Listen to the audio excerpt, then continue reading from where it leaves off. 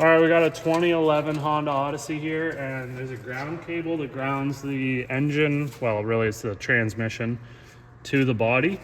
And you can see just how much corrosion was on this thing. It was completely green. So we're gonna make a new cable. And to get that off, it's very simple. There's one 10mm bolt right here, and then there's another one right here. So you just take those two off, the cable comes off. And instead of buying one, we're just going to make one and install it.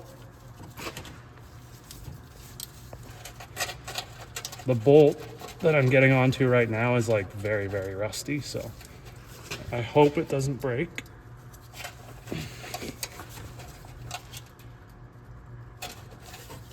Yeah, it's stripped out, so I'm gonna have to extract it.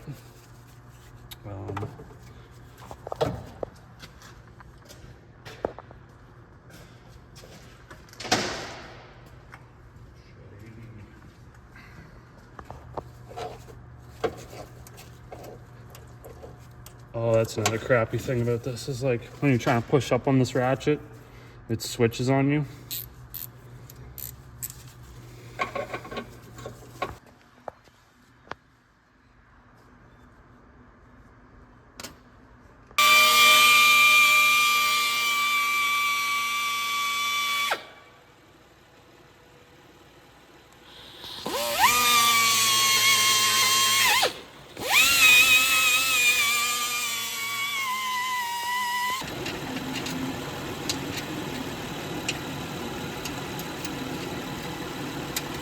Alright, so seeing as the bolts were rotten, we're going to put some bolts in there. Now the terminals that I had, the eyelets, the holes are a little too big.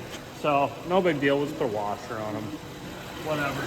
I wanted to have enough gauge cable that was very similar to what was on it. So it's also insulated, so it's going to be protected.